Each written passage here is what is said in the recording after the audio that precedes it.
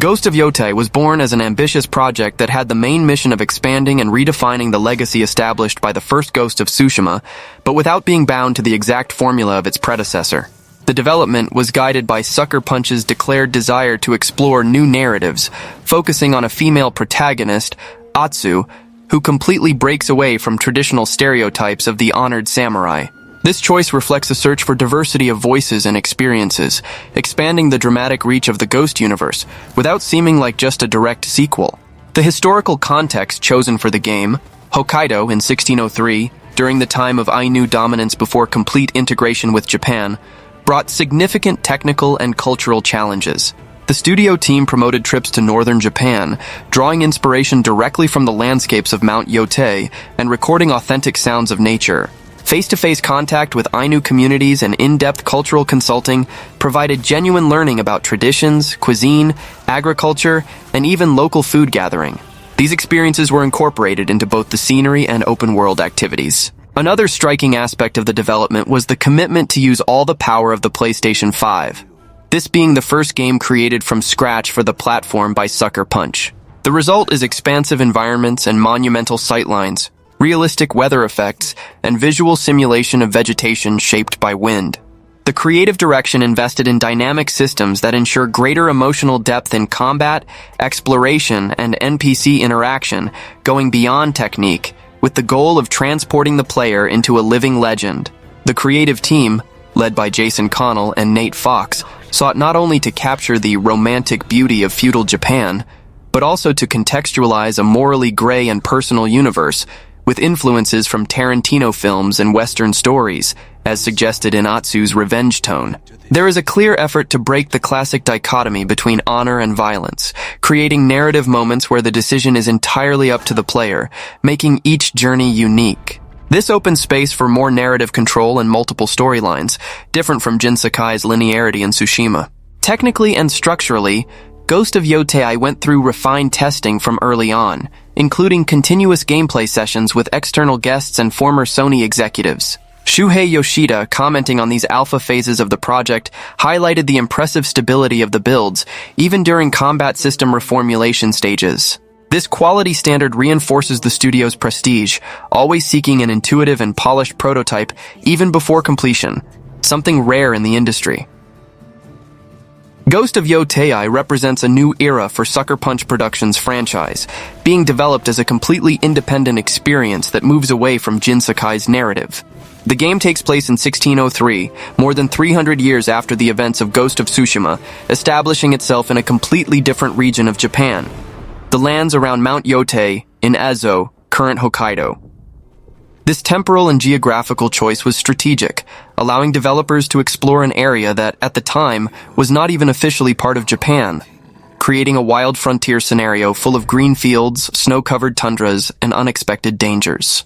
The game's central concept revolves around the idea of the ghost as a legend that transcends individual characters, exploring what it means for a new hero to assume this iconic mask.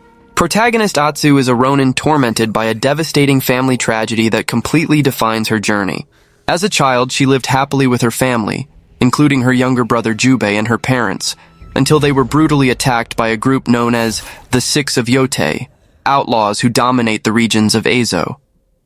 This group murdered her entire family and left Atsu to die burned alongside her house's tree, but she managed to free herself and survive. 16 years have passed since this tragedy, and Atsu has transformed her pain into an implacable thirst for revenge, training tirelessly and meticulously, planning her retaliation against each of those responsible. Unlike Jin Sakai, who was a noble samurai bound to codes of honor, Atsu is a solitary mercenary who offers her sword in exchange for money and food, representing a more pragmatic and brutal approach to survival. The narrative tone of Ghost of Yōtei marks a radical change from its predecessor, abandoning the grand themes of large-scale war and samurai honor to focus on an intensely personal story of revenge. The narrative has a strong influence from Western cinema, particularly Quentin Tarantino's films, creating a unique fusion between feudal Japan and Old West aesthetics. This approach manifests in the story's very structure, which echoes elements of Kill Bill, with its premise of a protagonist systematically hunting down members of a group that destroyed her life. The game begins in medias res with Atsu already adult and experienced, setting out to eliminate the first of her targets, a member called Cobra, in a sequence that serves both as a tutorial and as establishment of the narrative's dark tone. Atsu's legendary reputation builds through her acts. When people see her seemingly resurrect after brutal combats, she becomes feared as a ghost of vengeance, earning the title Ghost of Yōtei. Atsu's journey through the inhospitable landscapes of northern Japan promises to be more than just a simple hunt for revenge, evolving into a narrative of personal discovery and renewal. While pursuing the 6 outlaws responsible for her family's death, she will encounter unusual allies who will challenge her worldview and offer new perspectives on her future. The developers promise that players will have greater control over Atsu's narrative choices compared to Ghost of Tsushima, suggesting a more robust decision-making system that can influence character development and story directions. This more interactive approach to narrative reflects Atsu's independent nature as a ronin, someone who serves no master and must constantly make difficult decisions to survive in a hostile world. Mount Yōtei, an imposing volcano that dominates the landscape, serves not only as visual backdrop, but as a symbol of the dormant force within the protagonist. In my personal opinion, Ghost of Yōtei represents a brave and necessary evolution for the franchise, establishing a solid foundation for future narrative expansions. The decision to abandon Jin Sakai was correct, allowing developers to explore darker and more mature themes through Atsu, a protagonist who carries deep scars and a thirst for revenge that promises to generate fascinating moral conflicts. The parallel with Tarantino's Western cinema is brilliant, creating a unique visual and narrative identity that differentiates this game from other titles set in feudal Japan. The geographical change to Hokkaido was also strategic, offering virgin landscapes and a sense of wild frontier that perfectly complements Atsu's character as a solitary warrior.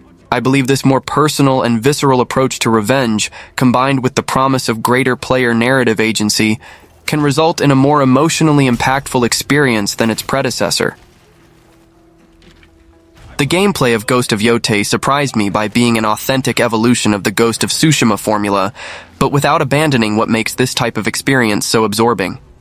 It's a journey through revenge and Japanese folklore, guided by a protagonist who exudes personality and intensity. Right from the start, playing with Atsu makes a difference. She is more agile and her movements carry a brutal physicality, especially in hand-to-hand fights, which are never reduced to simple exchanges of blows. Combat makes you feel the tension in each dodge, especially when enemies change weapons during the duel, forcing the player to think fast and experiment with arsenal options that now include everything from katanas to improvised weapons thrown at enemies' chests. Each confrontation is a test of timing and reading, and in more advanced duels, the sense of danger is palpable. One of the points I liked most was the Ghost mode, here called Onryo, which goes beyond traditional stealth. You can activate a kind of berserk that frightens everyone around, opening space to eliminate several opponents in sequence. The chain assassination system got much better, allowing you to clear entire areas quickly if the skill is used well, and the variety of shinobi techniques enriches both stealth and survival. Whether using a hidden bow for silent headshots or investing in upgrades that recover health after assassinations, I noticed you can adopt quite different styles throughout the missions. The game fully embraces the open-world format, but this time the cycle of secondary activities and exploration is much less repetitive. The environment design itself encourages curiosity, with clues and maps that reveal special areas and unique enemies, like Oni hunts or bounty hunters. You can spend hours just tracing routes with binoculars, testing cartographer maps, or searching for hidden altars that guarantee valuable upgrades and new abilities. This, along with the companion system and the wolf pack that joins the player at camps, gives a sense of home and progression that I found especially engaging, making each camp a mini base with unique upgrades and interactions. I have a special fondness for games with complex combat, and honestly, Ghost of Yōtei gives that feeling of constant evolution. The skill tree is deep. Each weapon type has special attacks that change as you distribute points obtained at altars. The best part is that the commands are intuitive, and when unlocking a move for one weapon, you soon learn the equivalent for others, making the transition fluid and rewarding. Armor and equipment customization is another high point. It not only affects your performance, but radically changes Atsu's appearance, creating that feeling of a truly personal character. In my sessions, the initial pace seemed a bit slow, mainly due to movement and battle rhythm until getting used to the new protagonist. But once I gained new tools and better explored the possibilities, the experience became accelerated and varied. I like how the game encourages you to alternate between direct combat, stealth, and exploration, with each strategy being rewarded distinctly. The platform physics and movement challenges became more interesting, reminiscent of classics but with their own flavor. And there are always small surprises waiting in map corners, extra missions, secrets, and items that change your way of playing. The general impression left by the gameplay is of a game that respects your curiosity and creativity, letting your personal story grow alongside the protagonist's legend. The world reacts to your fame, with bounty hunters and more dangerous adversaries emerging as you advance in revenge, making each step more tense and gratifying. Even with some visual slips compared to the first game, the art direction makes everything look like a living painting, and the soundtrack mixes Oriental and Western instruments in an exciting way. Ghost of Yōtei, for those who enjoy open-world games and tense combat, is an experience that grips you to the controller and makes every invested hour worthwhile. Ghost of Yōtei presents a graphical approach that generates divided opinions, but which I personally consider a correct artistic decision by Sucker Punch. The game deliberately maintains Ghost of Tsushima's visual style, prioritizing art direction over raw photorealism. This choice is not due to technical limitation, but rather to a design philosophy that understands that Ghost works better as a living painting than as a hyper-realistic simulator. The developers explained they could have followed a photorealistic path, but this would compromise the franchise's unique visual identity. In my opinion, this demonstrates artistic maturity. More realistic doesn't always mean better, especially in a game inspired by traditional Japanese art. The technical quality of graphics in Yōtei reveals an interesting dichotomy between artistic impression and technological advancement.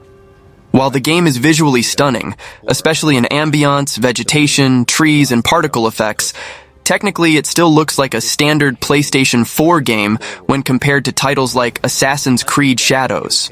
This observation is not necessarily negative. The first Ghost of Tsushima also wasn't the most technically advanced of its time, but compensated with exceptional art direction. The problem arises when we expect significant generational leaps and find incremental improvements. Flying flower particles, nighttime fireflies, and various atmospheric effects return improved, but not revolutionized. Personally, I believe Sucker Punch chose to refine their visual formula instead of completely reinventing it. The rendering system and graphic modes demonstrate the game's current technical capabilities more evidently. Ghost of Yōtei offers 3 image modes on standard PlayStation 5 and 4 on PlayStation 5 Pro, including quality options in 4K 30 FPS and performance in dynamic 4K at 60 FPS. This variety allows different types of players to prioritize what they value most: visual fidelity or gameplay fluidity. In my experience observing gameplay, quality mode really makes a difference in environmental detail density and texture quality, while performance mode maintains visual essence without compromising gameplay. The inclusion of specific modes for PlayStation 5 Pro suggests that Sucker Punch is trying to extract the maximum from current hardware capabilities, even within their engine's limitations. One of the most graphically impressive aspects in Yōtei are sightlines and distant horizon rendering. According to reports from those who have played, the game's horizon is totally beyond reality in terms of visual impression, allowing you to see very far from elevated points. The game uses visual elements like fires, smoke, and trees with different coloration to naturally guide the player's gaze through the environment. This visual design technique is particularly effective in open-world games, as it creates a sense of scale and discovery without relying on invasive interfaces. However, here an important technical limitation arises. Many of these distant views are non-interactive background scenery, different from games like Assassin's Creed Shadows, where most of what you see is explorable. This design choice limits world density, but allows more cinematic views and optimizes performance. The graphical evolution between Ghost of Tsushima and Yōtei is more subtle than many expected, focusing on refinements instead of revolutions. Players seeking innovation might be disappointed with Ghost of Yōtei if they expect truly novel gameplay systems or deep experiences that break the pattern of modern open-world games. The game brings mechanics already seen in other titles like Assassin's Creed, including repetitive missions, scattered checkpoints, and secondary activities that end up sounding like filler without great impact on the central experience. For fans seeking constant variety and some unusual surprises, excessive familiarity might frustrate. Demanding players regarding narrative might also not engage as much as expected.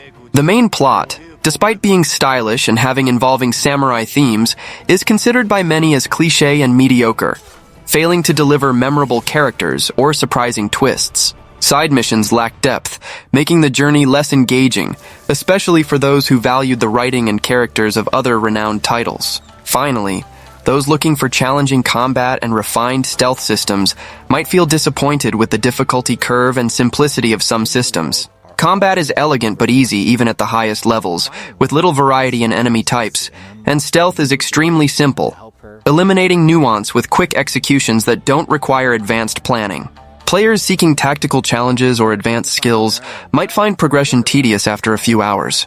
However, if you already played the first game, you will definitely love the sequel.